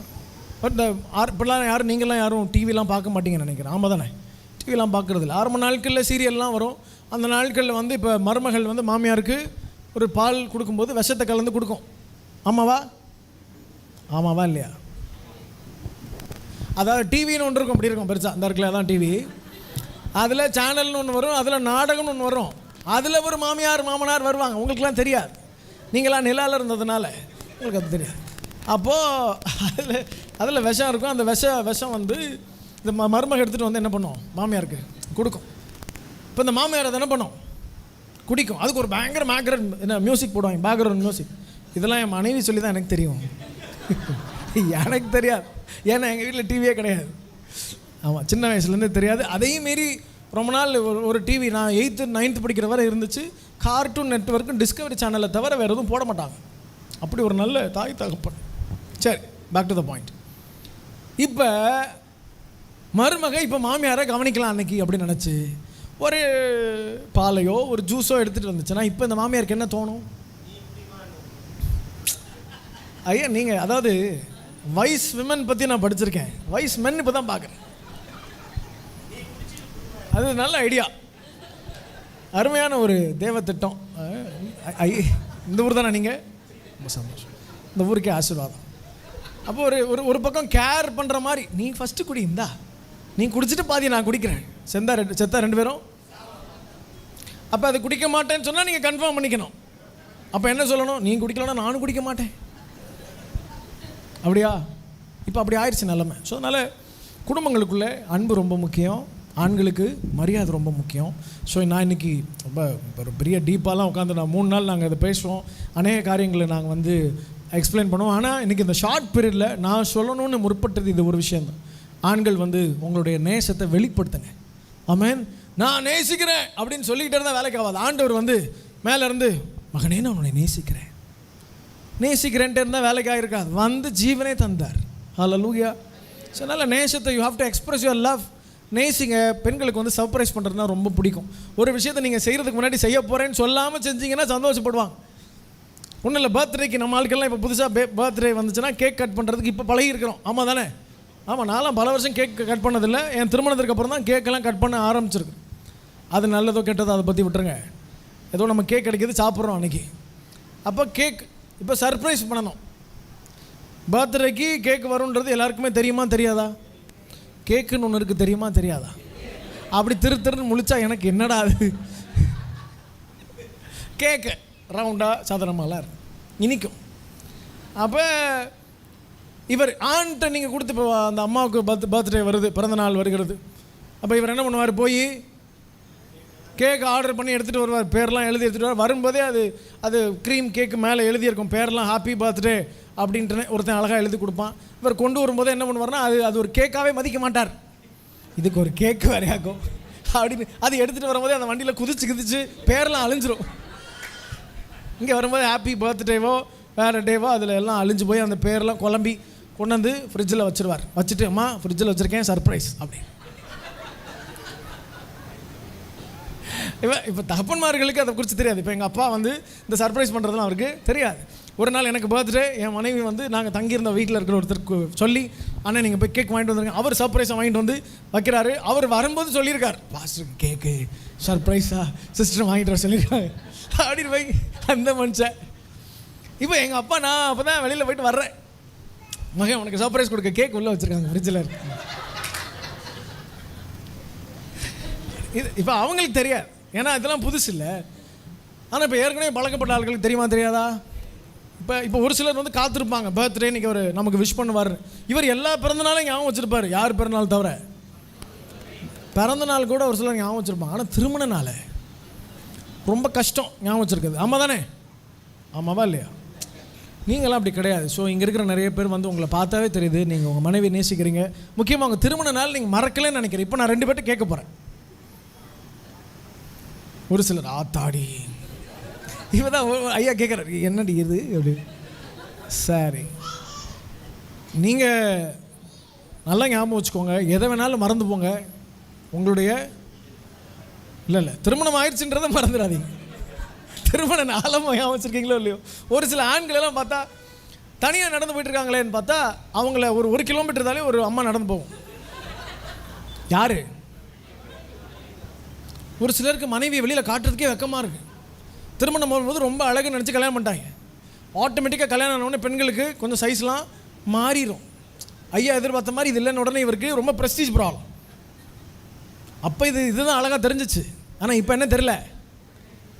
இவர் எப்படி இருக்காருன்னு தெரியாது. இவர் போயிட்டே இருப்பார். இன்னும் ஒரு சில ஆண்கள்லாம் அவங்களுக்கு திருமணம் ஆயிடுச்சானா சொல்கிறதுக்கே ஒரு டைம் எடுக்குது, கொஞ்சம் நேரம் ஆகுது. எடுத்து சுற்றி ஆள்றாங்களாம் பார்த்துட்டு, ஆமாங்க ஆயிடுச்சுங்க, இல்லை ஆளுங்க. முன் நாட்களெல்லாம் டிவோர்ஸ் ரொம்ப கம்மி. இந்த நாட்களில் திருச்சபைகளே நாங்கள் நிறைய இடங்களில் போகிறோம். அநேகருடைய ஆலோசனை என்னென்னா டிவோர்ஸ் பண்ணணும், நான் மனைவி விட்டு வந்துட்டேன், கணவன் விட்டு வந்துட்டேன் அப்படின்னு சொல்லி. இதற்கு முக்கியமான காரணம் யாருன்னா தாய் தகப்பன்மார்கள். ஆமாம், திருமணமாகி ஒரு பிள்ளை தடவை அப்படி உள்ளே வந்த உடனே இந்த மொத்த குடும்பத்திற்கும் உத்தரவாதி யாருன்னா கணவன் தான். The newly married gen. கடைசி அதை மாத்திரம் சொல்லி நான் முடிக்க போகிறேன். முக்கியமான விஷயம், திருமணமான உடனே அந்த மொத்த குடும்பத்திற்கும், அப்படின்னா தாய் தகப்பனுக்கும் சரி, வந்திருக்க மனைவிக்கும் சரி, பொறுப்பு யார்? இந்த திருமணமான ஆண் தான் பொறுப்பு. த husband should be a stabiliser, not a transformer. எத்தனை பேர் டிரான்ஸ்ஃபார்மர் பார்த்துருக்கீங்க? டிரான்ஸ்ஃபார்மர் ரோட்டில் வர வழியில் டிரான்ஸ்ஃபார்மர் வெடிச்சிருச்சு, காக்கா உட்காந்த உடனேலாம் சொல்லுவேன், அதான் டிரான்ஸ்ஃபார்மர். இது என்ன பண்ணுவோம்னா, பவர் வந்தோடனே இந்த டிரான்ஸ்ஃபார்மர் என்ன பண்ணும்? பவர் வந்த உடனே உங்கள் வீட்டுக்கு கொஞ்சம், சர்ச்சுக்கு கொஞ்சம், அப்படி அமுச்சிட்டே இருக்கும். அதுக்கு எவ்வளோ அனுப்பணும்லாம் தெரியாது, அனுப்பணும்னு மட்டும்தான் தெரியும். அதனால தான் அதுக்கு பேர் என்னது? டிரான்ஸ்ஃபார்ம் பண்ணும், தட்ஸ் ஆல். ஆனால் ஸ்டெபிளைசர்னு ஒன்று இருக்குது. எத்தனை பேருக்கு தெரியும் ஸ்டெபிளைசர்? அது எங்கே இருக்குது? ஃப்ரிட்ஜில், ஏசியில், டிவியில் அப்படி இருக்கும். இதோட வேலை என்னென்னா, இந்த டிவிக்கோ இந்த ஃப்ரிட்ஜுக்கோ இவ்வளோ தான் கொடுக்கணும் அப்படின்னா அதை மட்டும்தான் கொடுக்கும். டிரான்ஸ்ஃபார்மர் எவ்வளோ வேணாலும் பவர் அனுப்பலாம், அதான் இது என்ன பண்ணும்? உனக்கு இவ்வளோ தான் அப்படின்னு கொடுத்துட்டே இருக்கும். ஆண்கள் அப்படி தான் இருக்கணும். ஹல்லேலூயா. அம்மா ஏதாவது சொன்ன உடனே, என்ன எப்படி சொன்னியாமே அப்படின்னு சொல்லிடப்படாது. எப்போ சொல்லணும், எப்படி சொல்லணும், அப்படின்னு சரியான நேரத்தில் சொல்லணும். சின்ன குழந்தை கூட தெரியுதுங்க. என் பையன் வந்து கேட்குறான், டாடி பசிக்குதா? ஏம்மா? ஜூராக்கு சாக்லேட் வேணும். அவன் எனக்கு பசிக்குதான்னு கேட்டு சாக்லேட்டுன்னு கேட்குறான் பாருங்க. அவன் அப்படி கேட்கும்போது நம்மளால் என்ன பண்ண முடியல, வாங்கி தராமல் இருக்க முடியல. இன்னும் நான் ஒருபடி மேலே போய் எங்கள் அப்பா சொல்லுவாங்க, நீ வந்து கேட்டால் எங்களால் வாங்கி தராமல் இருந்ததே முடியாது. ஏன்னா சின்ன பிள்ளையாக இருக்கும்போது அப்பா காசு இருக்கான்னு கேட்ப, குட்டியாக இருக்கும்போது பாருங்கள் எவ்வளோ விவரமாக இருந்திருக்கேன். இப்போ அதெல்லாம் இல்லை, அப்போ கேட்டிருக்கேன் காசு இருக்கா, ஏன் மகன்னா எனக்கு அந்த கார் வேணும். இப்படி சொன்னதுக்கப்புறம் ஒரு தகப்பனால் எப்படி சும்மா இருக்க முடியும்? இல்லைனாலும் வாங்கி தரேன் வாடா, ஒரு குழந்தைக்கே தெரியுது. அப்போது 3 மணி நேரம் சமைச்சு கஷ்டப்பட்டு வேர்க்க விறுவிறுக்கு வந்து ஒரு சாப்பாடு கொடுத்தோன்னே, என்னது இன்றைக்கி நல்லாவே இல்லை, அந்த வார்த்தையை சொன்னாலும் சொல்லலைனாலும் அதை சாப்பிட்டு தான் ஆகணும். அப்போ அமைதியாக சாப்பிட்டா என்ன, ஆமாவா இல்லையா? சாப்பிட்டு முடிச்சதுக்கப்புறம் நல்லா இருக்குன்னுலாம் சொல்லிவிட்டு என்ன சொல்லலாம்னா, உப்பு நான் இப்போ கொஞ்சம் நிறையா சாப்பிட ஆரம்பிச்சிட்டேன், கொஞ்சம் எக்ஸ்ட்ரா போட்டால் நல்லாயிருக்கு, இல்லைனாலும் உன் விருப்பம் தான், ஒன்றும் பிரச்சனை இல்லை அப்படின்னு சொல்லலாம். சொல்லாமல் கூட என்ன பண்ணலாம், அந்த பக்கம் போகும்போது டபக்குன்னு உப்பு எடுத்து போட்டு ஓகேவா இல்லையா? ஆனால் நம்மளுடைய கெத்தெல்லாம் அங்கே போய் காமிக்கக்கூடாது. சில அநேக ஆண்களுக்கு வீரம் வெளியிலலாம் பயங்கர பயபக்தியாக இருப்பாங்க. எல்லார்ட்டையும் திட்டு வாங்கிட்டு வந்து மொத்த கோபத்தையும் ஆட்டை தான் காமிக்கிறது, மனைவிட்டு தான் காமிக்கிறது. ஸோ இதெல்லாம் மற்றவர்களுக்கு ஓகே. ஆண்டவருடைய பிள்ளைகளாகிய நம்ம வந்து ஃப்ரூட்டை வெளிப்படுத்தணும். ஆமென். உங்கள் உள்ளத்திலிருந்து, உங்களுடைய கிரியைகளிலிருந்து, உங்களுடைய அன்பிலிருந்து என்ன வெளிப்படணும் அப்படின்னா தேவ சுவாபம் வெளிப்பட வேண்டும். ஹல்லேலூயா. கர்த்தர் உங்களை ஆசீர்வதிப்பாராக. ஆமென். அப்படியே பக்கத்தில் பார்த்து தேங்க்யூ. உங்கள் மனைவி கிட்ட இல்லை உங்கள் கணவன்கிட்ட கை பிடிச்சி சொல்லுங்கள், நான் உன்னை ரொம்ப நேசிக்கிறேன். ரொம்ப சத்தமாக இருக்குது, காது வலிக்குது எனக்கு. அல்லேலூயா. இதுக்கப்புறம் நான் என்ன பேசுகிறதுன்னு எனக்கு தெரியல. ஓகே, நம்ம எல்லாருக்குமே ஏற்கனவே கொஞ்சம் ஒரு சில விஷயங்கள் நான் நினைக்கிறேன் எல்லா விஷயமும் நம்ம ஃபேமிலிக்கு பொருந்தலைனாலும் ஏதோ ஒரு பாயிண்ட் ஒவ்வொரு குடும்பத்தை போய் இப்படி டச் பண்ணிட்டு வர்றதை நான் ஃபீல் பண்ண முடிஞ்சிச்சு. நிச்சயம் ஆண்டவர் வந்து நம்மோட பேசிக்கிட்டே இருக்கிறாரு. ஃபேமிலி வந்து நம்ம மைண்டில் ஃபிக்ஸ் பண்ணணும் ஒரு விஷயத்தை. அப்படின்னா குடும்பம் என்பது ஏதோ மனுஷன் தனக்கு ஒரு துணை தேவை அப்படின்னு நினச்சி தேடிக்கிட்டது இல்லை. திருமணம் கர்த்தர் ஆதாமுக்கு ஒரு துணை தேவைன்னு உருவாக்குனது. அதனால்தான் இப்போ நம்ம அந்த காலங்களில் இருந்த டிவோர்ஸ் விட இப்போ அதிகமாக இருக்குது குடும்பங்கள். இப்போ மட்டும் இல்லை, குடும்பங்களில் போராட்டன்றது வந்து அப்போருந்தே நம்ம சந்திச்சுக்கிட்டே இருக்கிறோம். இப்போ கொஞ்சம் அதிகமாக இருக்குது, ஏன்னா இது கடைசி காலம். இப்போ ஏன் ஃபேமிலிக்கு இவ்வளோ அட்டாக்ஸ் நடக்குது அப்படின்னா, இப்போ நிறைய பேர் வந்து திருமணம் பண்ணிக்க யூத்ஸ் எல்லாம் நீங்கள் கேட்டிங்கன்னா அவங்களுக்கு மேரேஜே வேண்டாம். இப்போ நாங்கள் கவுன்சில் பண்ணும்போது மேரேஜ் பண்ணிக்கோங்கன்னு கவுன்சில் பண்ணுற அளவுக்கு இப்போ யூத்ஸ் வந்துட்டாங்க. மெஜாரிட்டி ஆஃப் த வாலிபர்களுக்கு கல்யாணமே வேண்டாம் இருக்காங்களா? ஏன் அப்படி நடந்துச்சு? ஏன்னா அவங்களுக்கு முன்னாடி ஒரு நல்ல மாடலே இல்லை. ஏன்னா என் மனசில் இப்போ அவங்க எப்படி அப்படி கல்யாணம் வேணான்னு நினச்சாருன்னு அவர் சில விஷயம் சொன்னார். ஆனால் என் மனதில் திருமணமே வேணான்னு நான் அழுது ஜெபிச்சிருக்கேன். ஏன்னா எனக்கு நல்ல மாடல் இல்லை. எங்கள் வீட்டுக்கு வந்த ஒரு பாஸ்டர் என் தலைமையில் கை வைக்கும் போது இது நடந்தது. நீ இப்படி சொல்லி ஜெபிக்கிற, நீ இப்படி ஜெபிக்கக்கூடாதுன்னு சொன்னார். அப்படி எனக்கு முன்னாடி அப்படி தாய் தகப்பன் இல்லாததுனால என் மனசு என்ன பாதிக்கப்பட்டுச்சுன்னா, நமக்கு திருமணம் மேரேஜ்னாலே இப்படி தான் இருக்கும் போல். இப்போ வாலிபர்கள் இந்த கடைசி காலத்தில் நீங்கள் பாருங்கள், அந்த என்ன கேட்குறாங்க, கல்யாணம் வேணாக்கா, நாங்கள் ஃப்ரெண்ட்ஸ் இருந்துக்கிறோம், நாங்கள் இப்படி அப்படியே சொல்கிறாங்க. நான் நல்லா சம்பாதிக்கிறேன், எனக்கு பணம் இருக்குது, நான் பாட்டுக்கு வாழ்க்கை அப்படி இப்போ இதுக்கான காரணம் என்னென்னா, முந்தைய தலைமுறைகள் அவர்களுக்கு ஒரு நல்ல மாடலை, அன்புள்ள ஒரு குடும்பத்தை அவங்களுக்கு என்ன பண்ணல, காட்டல. அப்போ அதை தவறின இடத்துல தான் நம்ம இருக்கிறோம். இப்போ திருத்துற இடத்துக்கு கர்த்தர் நம்ம ஒரு சில பேரை கொண்டு வந்திருக்கிறார். ஆமென். ஆமாம். இப்போ நாங்கள் வந்து அவங்களுக்கு முன்னாடி சாட்சியாக இருக்கோம். இப்போ நிறைய வாலிபர்கள் கர்த்தருடைய பெரிதான கிருபையில் தாழ்மையோட எங்கள் 2 பேர்கிட்ட வந்து பேசும்போது சொல்லுவாங்க, எங்களுக்கும் உங்களை மாதிரி ஊழியம் செய்யணும்னு ஆசையாக இருக்குது, நானும் என் கணவரும் இப்படி ஊழியம் செய்யணும்னு ஆசையாக இருக்குது, அண்ணன் உங்களுக்கு இப்படி சப்போர்ட் பண்ணுற மாதிரி எனக்கு ஒரு ஹஸ்பண்ட் கிடைக்கணும்னு ஆசையாக இருக்குது, அக்கா எப்படி நீங்கள் அண்ணனோடு நிற்கிறீங்க, அந்த மாதிரி எனக்கு ஒரு ஒய்ஃப் வேணும் ஆசையாக இருக்குது அப்படின்னு ஒரு மாடலை பார்த்த உடனே, நாங்கள் ஒரு நல்ல மாடலை காமிச்ச உடனே வாலிபர்கள் ஓடி வர்றதை நாங்கள் பார்க்குறோம். அப்போ இன்றைக்கி நம்ம அடுத்த தலைமுறைக்கு என்ன வேணும்னா, பணம் பொருளெல்லாம் சம்பாதிச்சுப்பாங்க நம்ம பிள்ளைங்க, படிக்க வச்சுருவோம், எப்படியோ சம்பாதிச்சுப்பாங்க. ஆனால் நமக்கு என்ன, நம்ம பிள்ளைங்களுக்கு என்ன வேணும், நல்ல மாதிரிகள் வேணும், நல்ல மாடல்ஸ் வேணும். ஏன் நான் யோசித்து பார்க்குறேன், ஏன் ஃபேமிலிக்கு விரோதமாக பிசாசு இவ்வளோ, ஒரு பிஸ்னஸ் மேன் இருக்கானா அந்த பிஸ்னஸ்க்கு விரோதமாக பிசாசு போராட மாட்டேங்கிறான். பார்த்துருக்கீங்களா? ஆமாம் தானே? ஒரு பெரிய ஆஃபீஸ், ஒரு பெரிய ஐடி கம்பெனி இருக்குன்னா அந்த ஐடி கம்பெனிக்கு ஒரு அட்டாக் வரமாட்டேங்குது பிசாசுனால. கரெக்டாக இல்லைங்களா? பெரிய இண்டஸ்ட்ரிக்கு வரமாட்டேங்குது. அது எல்லாமே ஸ்மூத்தாக நடக்குது. திருப்பூரில் பனியன் கம்பெனி ஸ்மூத்தாக நடக்குது அந்த நாட்கள்லேருந்து.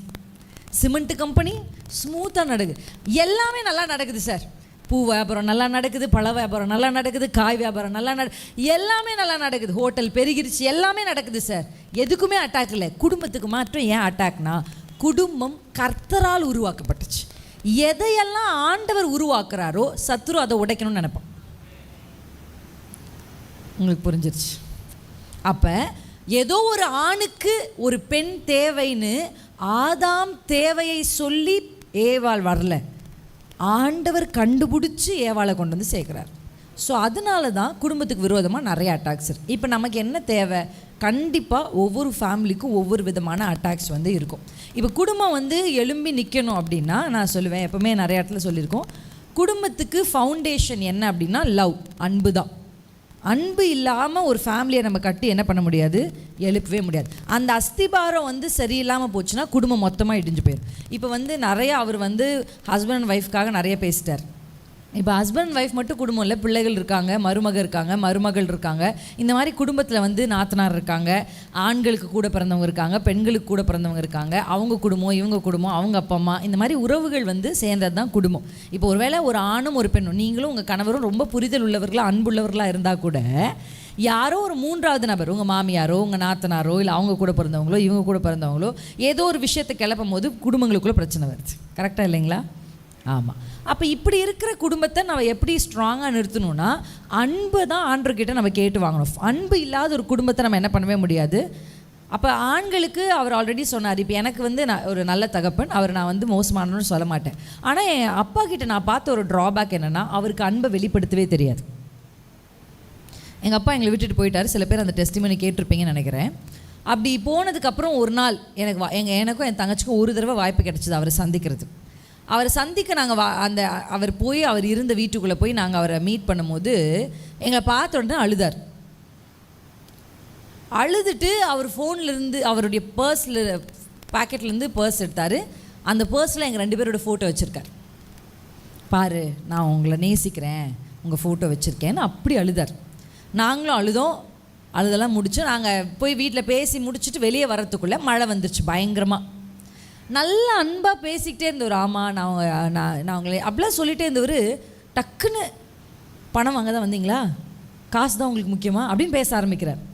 இப்போ என்னென்னா, பேசிகிட்டே இருந்துட்டு மழை வந்துட்டுருக்கு, கொட்டிகிட்ருக்கு மழை. நாங்களும் அழுகிறோம். நாங்கள் சொல்கிறோம், வாங்க டாடி நம்ம போயிடலாம், அந்த ஊரெலாம் வேணாம், நம்ம 4 பேர் எங்கேயாவது போயிடுவோம், நம்ம வாழுவோம், எனக்கு நீங்கள் தான் எல்லாமே நான் கன்வின்ஸ் பண்ணுறேன். ஆனால் திட்டி அனுப்பிச்சிட்டார். திட்டி வெளியில் அனுப்பின உடனே மழை வந்துட்டுருக்கு.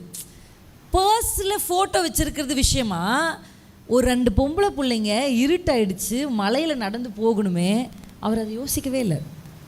அன்னைக்கு இன்னும் ஞாபகம் இருக்குது, அந்த ராத்திரி அது வந்து ஒரு தனியாக காடு மாதிரியான இடம். நானும் என் தங்கையும் மலையில் அழுதுகிட்டே, கொடை கூட இல்லை, மலையில் அழுதுகிட்டே அவ்வளோ தூரம் நடந்து எங்கள் வீட்டுக்கு வந்து சேர்ந்தோம். இப்போ அன்புன்றது பாக்கெட்டில் ஃபோட்டோ வச்சுருக்கிறதும் அது கிடையாது. அது அன்பு தான், ஓகே, அது ஒரு love, expression of love, small expression.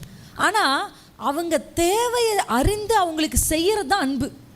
நம்ம மனைவிக்கு என்ன தேவை, நம்ம பிள்ளைங்களுக்கு என்ன, அதாவது என்கிட்ட பணம் இருக்குது நான் வாங்கிட்டு வரதை சாப்பிடு அப்படின்னு சொல்கிறது அன்பா? இல்லை. நம்ம பிள்ளைக்கு என்ன பிடிக்கும்னு அறிஞ்சு வாங்கிட்டு வரது தான். பார்த்துருக்கீங்களா? நிறைய ஆண்களுக்கு என்ன தெரிலனா, பணம் சம்பாதிச்சு கொடுத்தா அது பேர் அன்பா? அது அன்பு இல்லை, அது உங்கள் கடமை. நீங்கள் கடமையை நிறைவேற்றுறீங்க. இப்போ ஆஃபீஸ்க்கு போனீங்கன்னா 9லேருந்து 6 வரைக்கும் நீங்கள் வேலை செய்யணும், அது அன்பு இல்லை, கடமை. அப்படி தான் நிறைய பேர் குடும்பத்திலேயே கடமையை தான் நிறைவேற்றுறீங்களே தவிர அன்பு காமிக்க மாட்டேங்கிறீங்க. சம்பாதிச்சு உங்கள் பிள்ளைக்கு அந்த பணத்தை கொடுக்கறது உங்கள் கடமை. அது ஏதோ பெரிய எக்ஸ்பிரஷன் ஆஃப் அன்புன்னு நீங்கள் நினச்சிக்கிறீங்க. இல்லை, அது உங்கள் கடமை. அப்போ அன்பை எப்படி வெளிப்படுத்தணும்? பணம் சம்பாதிச்சு வீட்டுக்கு கொடுக்கறது மட்டும் அன்பு இல்லை. அவங்க சின்ன அவங்க தேவைகளை கண்டுபிடிக்கணும். இப்போ நாங்கள் வந்து இப்படி நிறைய இடத்துக்கு ஊர்களுக்கு பிரயாணம் பண்ணுவோம். இப்போ நாங்கள் போய் சேரும்போதே சில இடங்கள்லாம் நைட் ஆகிடும்.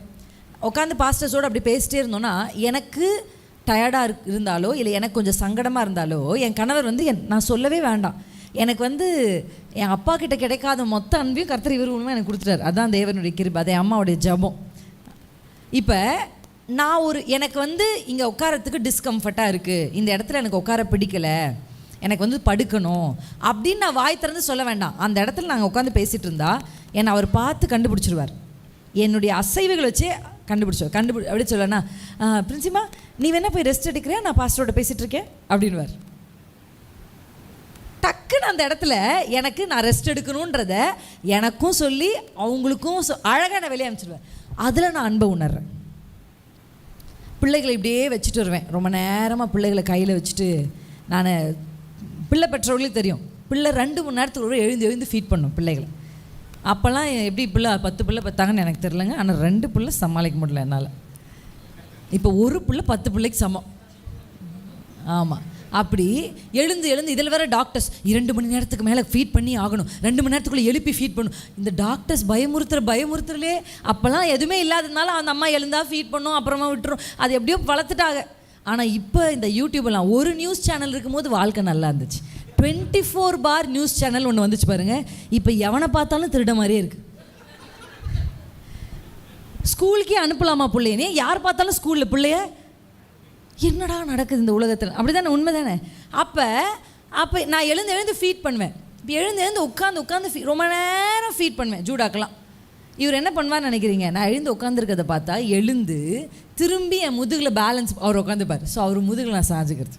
இதெல்லாம் ஏன் நான் சொல்கிறேன், இதெல்லாம் ஒரு விஷயம் ஏன் நான் சொல்கிறேன், அப்படி செய்யும் போது பணம் இல்லை, காசு இல்லை, பொருள் இல்லை, என் உணர்வுகளை அவர் நான் சொல்லாமே புரிஞ்சுக்கிட்டார் பாருங்க. அதான் லவ். உங்கள் கடமையையும் அன்பையும் நீங்கள் மிக்ஸ் பண்ணிக்கிறீங்க. நிறைய கணவன்மார்கள்ட்ட பிரச்சனைனா கடமையை செய்கிறத ஏதோ நான் பெருசாக அன்பை வெளிப்படுத்துகிறேன்னு நீங்கள் நினைக்கிறீங்க. மனைவிக்கு பாருங்கள், ஒரு வண்டி ஓடணுன்னா அதுக்குள்ளே நம்ம என்ன ஊற்றணும்?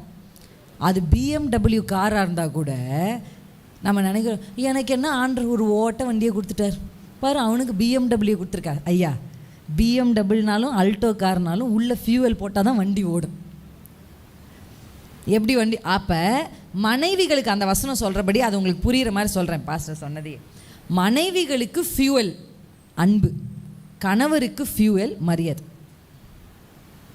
ஐயாவை கனப்படுத்திட்டே இருந்தால் ஐயா ஓடிக்கிட்டே இருப்பார், அம்மாவை நேசிச்சுட்டே இருந்தால் அம்மா ஓடிக்கிட்டே இருப்பார். அவ்வளோதான். எவ்வளோ சம்பாதிக்காத புருஷனாலும் சரி, நீங்கள் அவரை விட அதிகமாக சம்பாதிச்சாலும் சரி, அவரை மதிக்கணும்.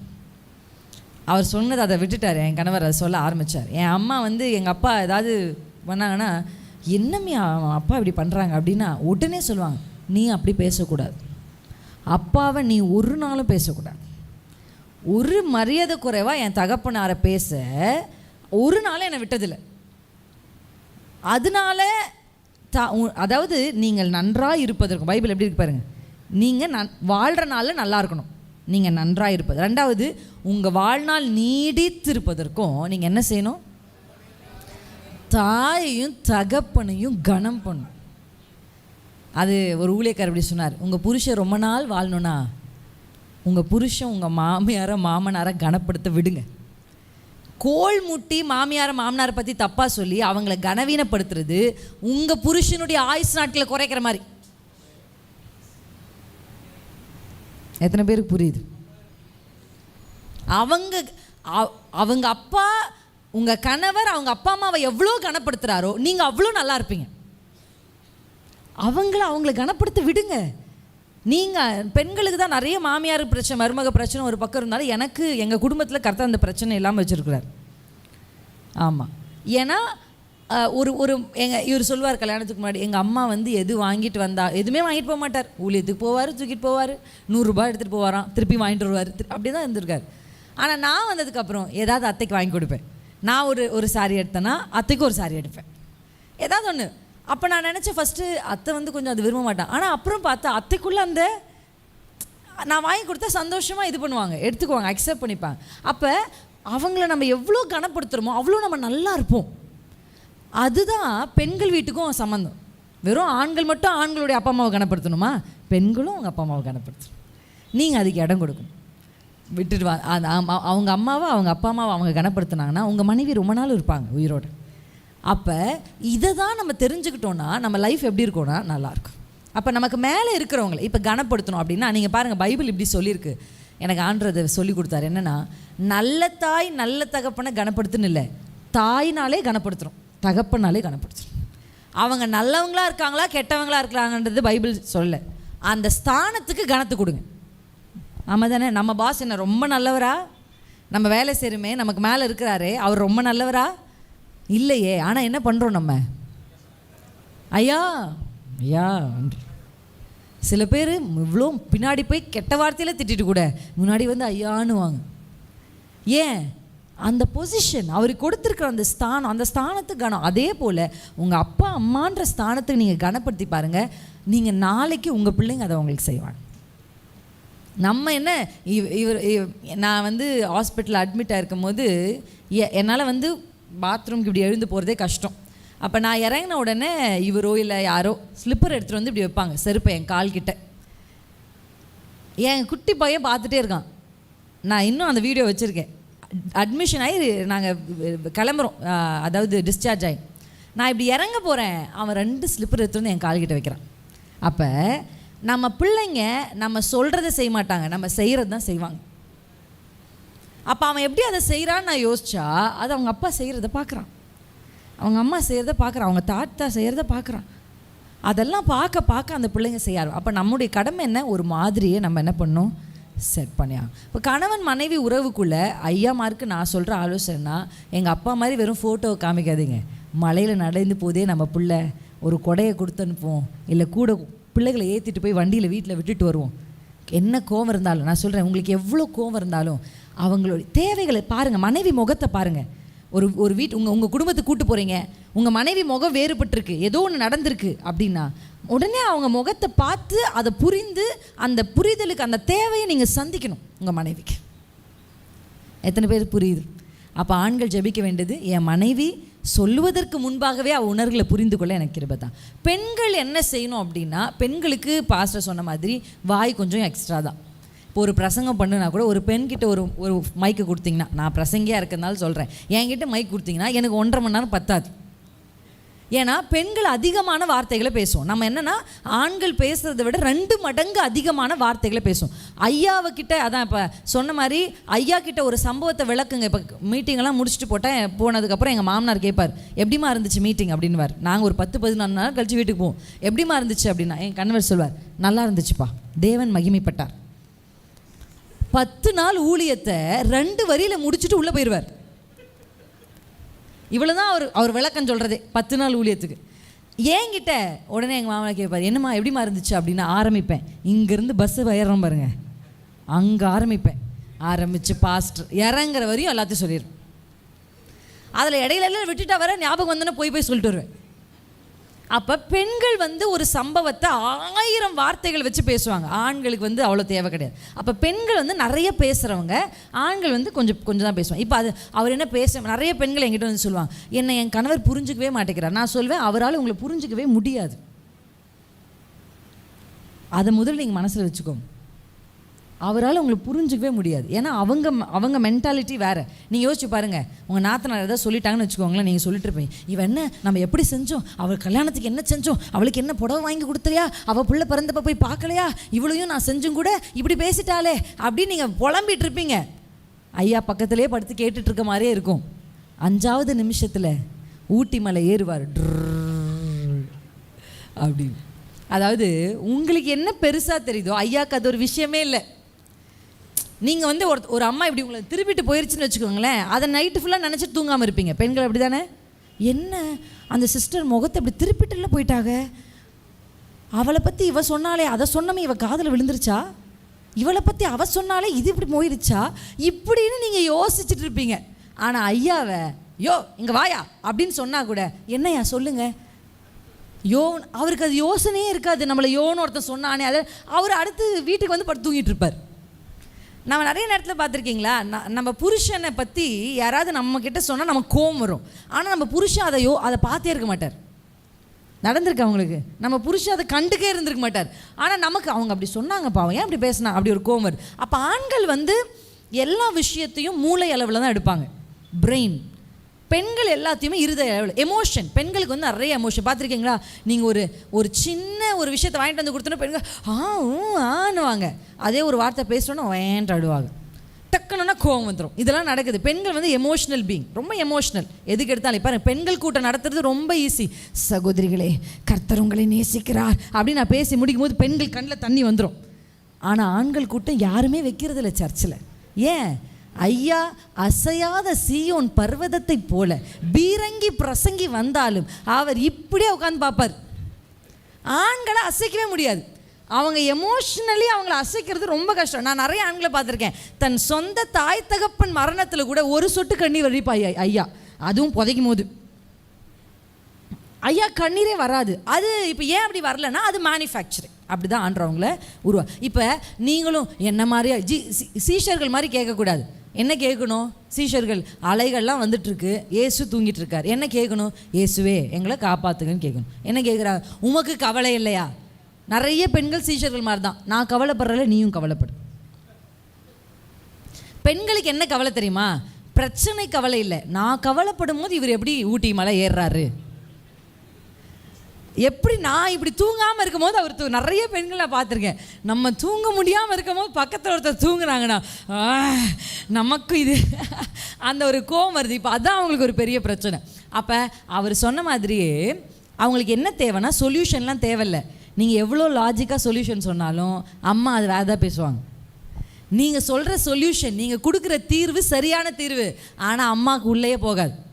அம்மாவுக்கு என்ன வேணும் தெரியுமா? கேட்கணும். நீங்கள் ஆமாம் ஆமாம் அப்படியா பண்ணா அப்படி சரி சரி சரி சரி சரி விடு, நீங்கள் அட்வைஸ்லாம் பண்ணாதீங்க, அதெல்லாம் உள்ளே போகாது, விட்டுருங்க. ஆமாம் ஆமாம் ஆமான்னு கேட்டுருங்க. கேட்டுட்டுன்னு வச்சுக்கோங்களேன், அவ்வளோதான் சிஸ்டர், ஹாப்பி. அவங்க ஹாப்பி. அவங்களுக்கு என்ன தெரியுமா? ஒரு குப்பை தொட்டி வேணும் தான் குப்பையை தொட்டு கொட்டுறதுக்கு. அதனால நீங்கள் வந்து எல்லாத்தையும் வாங்கிட்டு அந்த பக்கம் போய் போட்டுருங்க. ஆனால் கொஞ்சம் ரிசீவ் பண்ணும். அவங்களுக்கு ரிசீவர் தேவை, ஏன்னா அவங்க அதிகமாக கொடுக்குறவங்க. ஆமாம் தானே? ஆமாம். இப்போ நீங்கள் கேட்டுக்கிட்டிங்கன்னா நீங்கள் கேட்டு விட்டுடலாம். ஆனால் நீங்கள் கேட்காம விட்டிங்கன்னா தான் அவங்க பக்கத்து வீட்டு அக்கா கிட்ட சொல்கிறாங்க. நம்ம குடும்பம் விஷயங்கள் வெளியே போகாமல் இருக்கிறதுக்கு. இப்போ எனக்கு வந்து என்னென்னா, என்கிட்ட யார் என்ன சீக்ரெட் சொன்னாலும் யாருக்குமே தெரியாது. ஏன்? நான் வெளியே யார்கிட்டையுமே அதிகமாக பேச மாட்டேன். எனக்கு ரிலேஷன்ஷிப் அவ்வளோ வெளியில் எனக்கு கிடையவே. I don't share my secret. நான் ஷேர் பண்ணால் இவர்கிட்ட மட்டும்தான் ஷேர் பண்ணேன். அவ்வளோதான், ஆடு முடிச்சு. மிஞ்சி போனால் அத்தை மாமா, அவ்வளோதான். Simple. My life is very simple. அதனால எனக்கு வந்து இந்த பிரச்சனை, அந்த சண்டை, அக்கா சண்டை, இந்த அக்கா சண்டை, அந்த சண்டை எனக்கு இல்லவே இல்லை. ஏன்னா எனக்கு ஒரு பவுண்ட்ரி நான் வச்சுருக்கேன். நான் அவங்களுக்கு கொடுப்பேன், அவங்க ஏதாவது எனக்கு கொடுத்தா திருப்பி ரிட்டர்ன் கொடுப்பேன். அது பொருளானாலும் சரி, அன்பானாலும் சரி, கனமானாலும் சரி, எதுனாலும் சரி. If someone give something to me, I receive it, திருப்பி அவங்களுக்கு நான் கொடுத்துருவேன். அவ்வளோதான். ரொம்ப ரிலேஷன்ஷிப்புக்கு நான் போகிறதில்ல. அதனால என்னோட பவுண்ட்ரி வந்து கரெக்டாக இருக்கும். மற்ற பிரச்சனை எனக்கு நான் யாராவது இப்போ என்னை பற்றி பேசுகிறாங்க, ஏதாவது வீடியோ அதெல்லாம் வந்தால் கூட நான் சொல்லுவேன், எனக்கே நிறையா பிரச்சனை, நான் என் புள்ள குட்டியை வளர்த்துட்டு நான் வாழ்கிறவா, எனக்கு டைம் பத்தலை, அப்படி நம்ம போயிட முடியும். ஸோ பெண்களுக்கு இது ரொம்ப முக்கியம். ஆண்களுக்கு மரியாதை, கனம். நீ அதான் சொல்லுவேன், பெண்களே எந்த நிலையிலும் அவங்கள நீங்கள் கனப்படுத்து. எந்த நிலையில் நம்ம மாமியார் மருமக பற்றி நான் பேசணும்னு எல்லாருமே விரும்புவாங்க. அதை பேசி முடிக்கல. அதான் சொல்லுவேன், பெண்கள் கூட்டத்தை எப்படி வாலிபர் கூட்டத்தில் எப்பவுமே வாலிபர் கூட்டத்தில் ஒரு கேள்வி கேட்பாங்க, என்ன அக்கா லவ் பண்ணலாமா அப்படின்னு கேட்பான். அந்த மாதிரி பெண்கள் கூட்டத்தில் மாமியார் மருமகளை பற்றி சொல்லவும் அப்படின்னு ஒரு டைலாக் வருது. இப்போ மாமியார் மருமகளை பற்றி இருக்கிற அந்த கான்ட்ரவர்ஷியில் அதுக்கான ஒரே தீர்வு யார் தெரியுமா? மாமியார் மருமகளுக்குள்ளே தீர்வை கொண்டு வர இயேசு கிறிஸ்துவே பயந்துருவார் மாமியார் மருமகளுக்குள்ளே வந்தால். அந்த அளவுக்கு வந்து ஜீசஸையே ஸ்டன் பண்ணுற டைலாக்ஸ் எல்லாம் வச்சுருப்பாங்க மாமியாரும் மருமகளும். நான் தானே உன்னை 10 மாதம் சுமந்து பெற்றேன் அப்படின்னு இவங்க சொல்கிறதுக்குள்ளே இயேசு மனது முருகிரும். இந்த பக்கம் திரும்பினா, உங்களுக்காக 2 பிள்ளைய நான் பெற்றனே அப்படின்னு இந்த அம்மா சொல்லு. இப்படி 2 பேரும் பேசுறதுல அப்படியே திகைச்சு போயிடுவாங்க எல்லாரும். அந்த அளவுக்கு டைலாக்ஸ். ஏன்னா பெண்களுக்கு டைலாக்ஸ் பேசுகிற மாதிரி யாராலையும் எழுத முடியாது. அந்த டைலாக்லாம் நான் போனாதான் தெரியும், நான் செத்தாதான் தெரியும். அந்த அம்மா பேசி முடிக்கிறதுக்குள்ளே எப்பா மூச்சு வாங்கிடும். அந்த 2 பேருக்கு நடுவில் இருக்க வேண்டியது கணவர் மாதிரி தான். இப்போ நானும் என் அத்தைக்குள்ளே அந்த உறவு பேலன்ஸ் ஆகிறதுக்கான ரீசன் யாருன்னா, அது நானும் என் அத்தையோ இல்லை, என் கணவர் தான். கரெக்டாக அவர் சொன்ன மாதிரி அவர் ஒரு ஸ்டெபிளைசர் தான். சரியாக அவர் வந்து என்ன பண்ணுவார்னா, எதை இங்கே கொடுக்கணும், எல்லாத்தையும் கேட்குற எல்லாத்தையும் கக்கக்கூடாது, இந்த பக்கம் கேட்குற எல்லாத்தையும் கொண்டு போய் அங்கே சொல்லக்கூடாது. சரியா இது தேவையா, தேவையான சமயத்தில் தேவையான இடத்துல அதை எப்படி சொல்லணும் அப்படின்னு எனக்கு சொல்லுவார். அதே மாதிரி அத்தைக்கும் அப்படி ஷேர் பண்ணுவார். அப்போ எனக்கு ஏதாவது டிஸ்கம்ஃபர்ட் இருந்தால் அதை வந்து பிரின்ஸுக்கு இது மாதிரி இருக்குது அப்படின்றத எடுத்தோன்னே என்னம்மா அதை எந்த டைமில் அப்படி அவர் சொன்னதுனால எங்களுடைய 2 பேருடைய ஒரு மாமியார் மருமகளுடைய உறவு வந்து சரியாக காக்கப்படுது. அப்போ ஆண்களுக்கு தான் இந்த பொறுப்பு என்ன இருக்குது, அதிகமாக இருக்குது. இப்போ மாமியாராக இருக்கிறவங்க ஒரு வீட்டுக்கு நம்ம பிள்ளை வந்த உடனே என்ன சொல்லக்கூடாது தெரியுமா, எங்கள் வீட்டில் இப்படி தான் செய்வோம், இந்த டைலாகே சொல்லாதீங்க தயவு செஞ்சு. எங்கள் வீட்டில் தக்காளியை வடக்காக தான் வெட்டுவோம், எங்கள் வீட்டில் வெங்காயத்தை குறுக்காக தான் வெட்டுவோம், எங்கள் வீட்டில் இந்த தட்டில் தான் சாப்பிடுவோம், இந்த கிளாஸில் தான் என் பையன் குடிப்பான். என்ன வெளியில் போய் பாருங்கள், 4 பேர் குடிச்சு 40 பேர் குடிச்ச கிளாஸ் தான் உங்கள் பையன் குடிக்கிறான், வீட்டில் மட்டும் என்ன இந்த கிளாஸில் தான் குடிப்பான். அப்படி வந்து ரொம்ப, அதாவது நான் பார்த்துருக்கேன் அப்படியே அவங்க பிள்ளைகளை வந்து என் பிள்ளைய நான் இப்படி தானே வளர்த்தானாக்கோன்னு. அதே அவங்க மட்டும் என்ன அமேசானில் ஆர்டர் பண்ணி வளர்த்தாங்க பிள்ளைகளை, அவங்களும் பிள்ளைகளை வளர்த்தான் வீட்டுக்கு கொடுத்துருக்காங்க. அப்போ அந்த வீட்டில் வந்து இந்த பிள்ளை வருதுன்னா அந்த பிள்ளை நம்ம வீட்டுக்கு வந்திருக்கு. அப்போ அந்த பிள்ளை எப்படி பார்க்கணும்னா, அம்மா இது உன் வீடுமான்னு சொல்லணும். இதில் சில மாமியார்கள் கை தேர்ந்தவர்கள், இது உன் வீடுமா, அதனால இதில் இன்னிலேருந்து நீயே பாத்திரம் கழுவு வீட்டை பெருக்கு, கிடைச்சாடா ஒரு வேலைக்காரின்னு எல்லாத்தையும் கையில் கொடுத்துட்டு 40 வருஷம் நான் கஷ்டப்பட்டிருக்கேன், 41வது வருஷத்துலேருந்து ராஜபாரம் தாவீதுக்கு திரும்பின மாதிரி சவுல் மேலே இருந்த ராஜபாரத்தை தூக்கி இறக்கி வச்சுட்டு இந்த அம்மா போய் படுத்துருவாங்க. அப்படி இருக்காதீங்க. எடுத்த உடனே மொத்தத்தையும் கொடுத்து அந்த பிள்ளை என்ன பண்ணிடும், அதுக்கு தான் சொல்லுது 4 பேருக்கு சமைக்க மாட்டேன், வாங்க தண்ணி கொடுத்துடும் போலான்னு.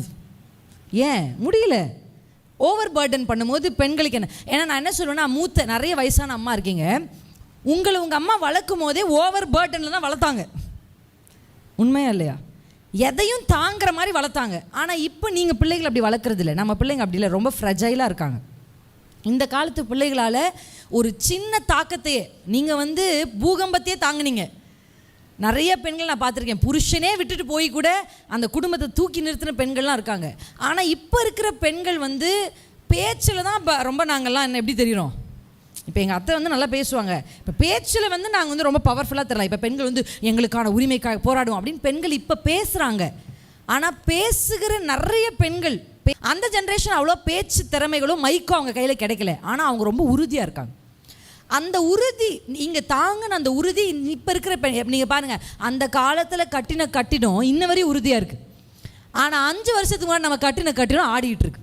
அதே போல் தான் இப்போ தலைமுறையில் இருக்கிற பெண்களும் நம்ம பிள்ளைகளும் எப்படி இருக்காங்கன்னா கொஞ்சம் உறுதியற்றவர்களாக இருக்கிறாங்க. நம்ம தானே, ஏன்னா நம்ம எப்படி இருந்தோம்னா நம்ம கஷ்டப்பட்டு நம்ம பிள்ளைங்க கஷ்டப்படக்கூடாதுன்னு அந்த பிள்ளைகளை ரொம்ப நேசித்து வளர்த்துட்டோம். அதனால அந்த பிள்ளைங்க உறுதியற்றவர்களாக இருக்காங்க. அப்போ நீங்கள் என்ன பண்ணணும், எங்கள் மாமியார் என்னை இப்படி தான் நடத்துனாங்க, எங்கள் மாமியார் எனக்கு இதுதான் செஞ்சாங்க, அதே மாடலை என்ன நான் அதான் சொல்லுவேன். அப்படி யாராவது சொன்னாங்கன்னா வீட்டில் இருக்கிற மிக்ஸி எடுத்துருங்க, ஃப்ரிட்ஜ் எடுத்துருங்க, வீட்டில் எல்லாமே. ஏன்னா உங்கள் மாமியார் அம்மியில் தான் அரைச்சாங்க, அதனால் நீங்கள் போய் அம்மியிலே அரைங்க. நான் என்ன சொல்கிறேன்னா, அந்த மாவு ஒன்று தான், அரைக்கிற விதம் தான் வித்தியாசம். வேதம் கற்றுக் கொடுக்குற கலாச்சாரத்தை பிடிச்சிக்கோங்க, மாவை பிடிச்சிக்கோங்க, ஆனால் அந்த அரைக்கிற விதத்தை மாற்றுங்க. இப்போ எப்படி மிக்சியில் மாறிட்டோம், அப்போ வந்து இல்லை எங்கள் மாமியாரை வந்து அம்மியில் அரைச்சதுனால இன்றைக்கும் நான் அம்மியில் தான் அரைப்பேன்னு யாரும் சொல்கிறது இல்லையே. இங்கே இப்போ யாருங்க ஐயா மாவு அரைக்கிறா, எல்லாம் 10 ரூபா கொடுத்து பேக்கெட்டில் தான் வாங்குறா, அதுவும் மாறி போச்சு. அப்போ அந்த முறைகளை மாற்றினாலும் அந்த அந்த கல்ச்சரை அந்த சத்தியத்தை என்றைக்கும் மாற்றவே கூடாது. ஒரு ஆணுக்கு ஒரு பெண், அதை நான் கடைசியாக ஒன்று சொல்லி முடிக்கிறேன். குடும்பத்துக்கு வந்ததுனால நான் சொல்கிறேன், இதை நான் வாலிபர்களுக்காக பேசணும்னு என் மனசில் படித்து வச்சுருந்த ஒரு விஷயம். ஆனால் இந்த குடும்பத்துக்கிட்ட பேசணும்னு எனக்குள்ளே ஒரு தோணல் வருது. என்ன அப்படின்னா, நம்முடைய மிஸ்டேக்ஸ், நம்முடைய தவறு, நம்ம ஒரு செய்கிற தவறு இருக்குது பாருங்கள், அந்த தவறு நம்ம வயசு கூட கூட அதோடைய வேல்யூ ரொம்ப அதிகமாகும். 18 இயர்ஸில் ஒரு பையன் ஒரு பொண்ணோட சேட் பண்ணும்போது அவன் செய்கிற அந்த தப்புக்கு கிடைக்கிற அந்த மிஸ்டேக்கு கிடைக்கிற அடியை விட அதே ஒரு பையன் திருமணமாகி 31 வயசில் ஒரு பொண்ணோட சேட் பண்ணானா கல்யாணத்துக்கு அப்புறம் அதுக்கு கிடைக்கிற மிஸ்டேக்குரிய பலன்னா பொண்டாட்டி இழந்துருவான். அதே 40 வயசில் பிள்ளை 2 பிள்ளைய பெற்றதுக்கு அப்புறம் ஒரு மனுஷன் இன்னொரு பொண்ணோட சேட் பண்ணானா மனைவி பிள்ளைகள் இழந்துருவான். உங்களுக்கு நான் சொல்கிறது புரியுது, எக்ஸாம்பிள். அப்போ நம்ம வயசு கூட கூட நம்ம மிஸ்டேக்குக்கான வேல்யூ அதிகமாகுது. சின்ன வயசில் நம்ம ஒரு தப்பு பண்ணால் அதுக்கான தாக்கத்தை விட வயது கூடி கூடி நம்ம பண்ணுற தப்புக்கு தாக்கங்கள் அதிகமாக இருக்குது. அப்போ வயசு கூட கூட தப்பு பண்ணாத, அதுதான் பைபிள் சொல்லுது, ஜாக்கிரதையாக இருங்க, ஜாக்கிரதையாக இருங்க, ஜாக்கிரதையாக இருங்க.